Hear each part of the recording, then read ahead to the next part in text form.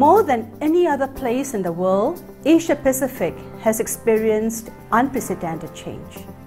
Home to 7 of the world's 10 fastest growing economies, it is leading the global economic recovery. In years to come, it will continue its dramatic transformation and can become the engine for inclusive growth and sustainable development. ESCAP promotes regional cooperation among member states to achieve inclusive and sustainable development, shaping the future we want. Our Commission provides the platform for countries to work together, to advance together by building common understanding, sharing knowledge and experiences, maximizing opportunities, and providing leadership and solutions to the critical regional and global challenges of the 21st century.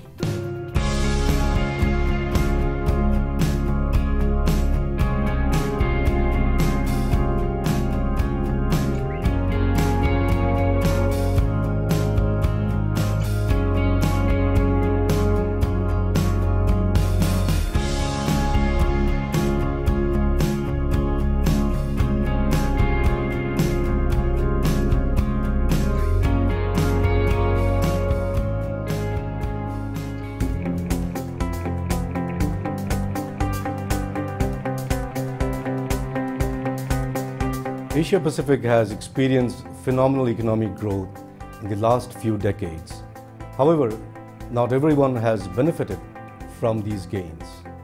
In fact, the UN estimates that 1.2 billion people in the world still live on less than $1 per day, many of them in the Asia Pacific region. Here at the Macroeconomic Policy and Development Division, we provide high-quality analysis on current regional economic challenges, primarily through our flagship report, the Annual Economic and Social Survey of Asia and the Pacific. We have also designed a regional roadmap to help the 12 least developed countries located in Asia Pacific in their efforts towards graduation from LDC status.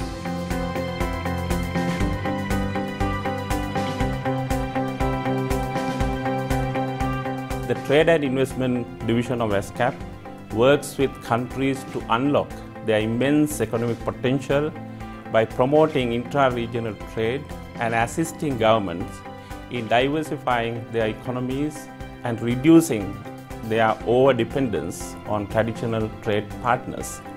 Currently, the division is working on a regional agreement on paperless trade for cross-border electronic exchange of data and documents. By connecting Asia through electronic trade and removing non-tariff barriers, the region can save up to $300 billion per year in hidden cost of red tape, money that can be invested back into the economy, in people and infrastructure.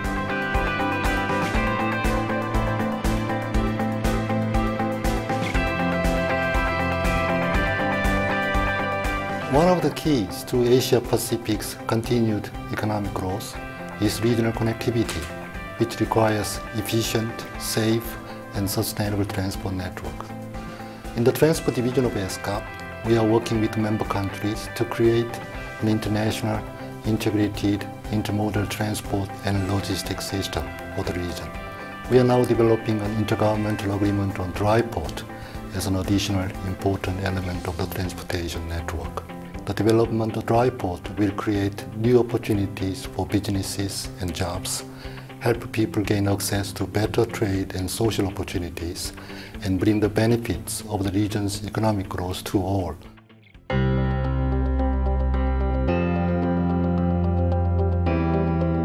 We believe that economic growth and social progress must go hand in hand. ESCAP's Social Development Division works closely with governments to address inequalities and promote social inclusion and protection. We focus particularly on the needs and rights of women, youth, persons with disabilities, older persons, and people living with HIV.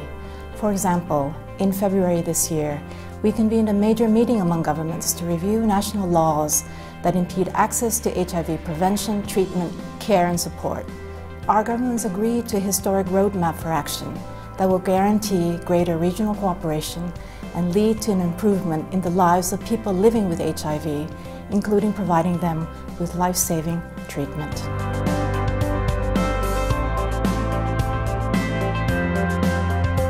To sustain the economic growth necessary to reduce poverty, we have to drastically improve the efficiency of using natural resources.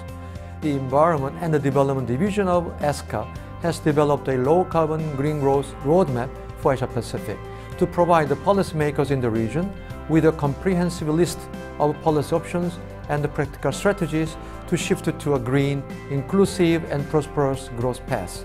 For example, global greenhouse gas emissions could be reduced by almost 8% by 2020 if Asia-Pacific countries adopted an environmental tax reform of $10 per ton of CO2 while reducing corporate tax, thus maintaining revenue neutrality without increasing total tax burden.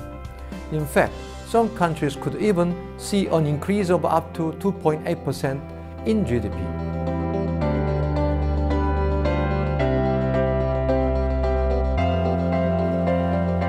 Asia-Pacific is the most disaster-prone region in the world.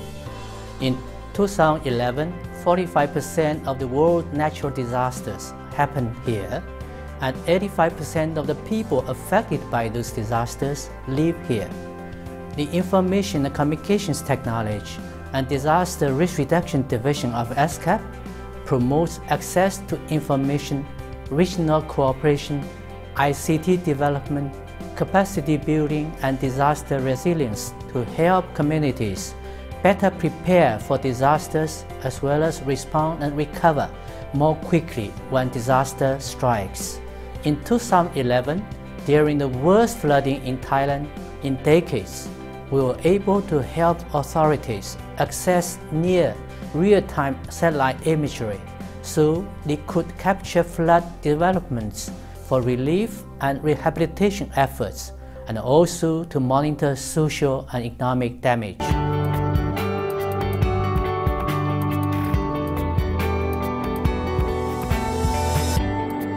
Timely and reliable statistics are at the heart of good policy making.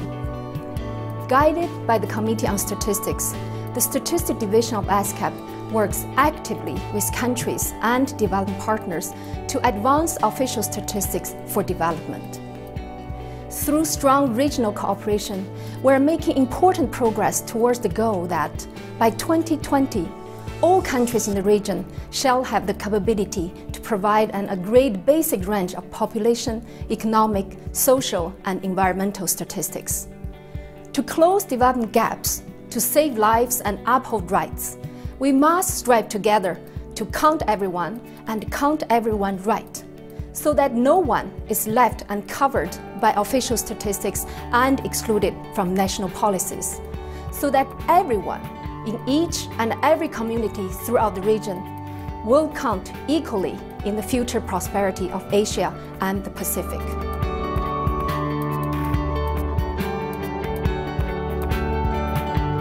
ESCAP is a networked organization headquartered in Bangkok with numerous sub-regional offices and institutes, ensuring that there is a development link between the global, regional, and country level.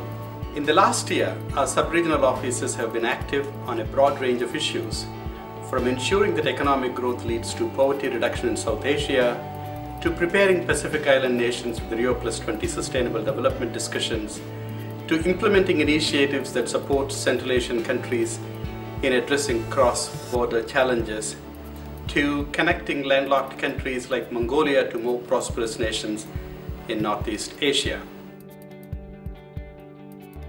We all want a resilient Asia-Pacific, rooted in shared prosperity, social equity, and sustainability, empowered by the creativity of our people, valuing the gifts of the earth.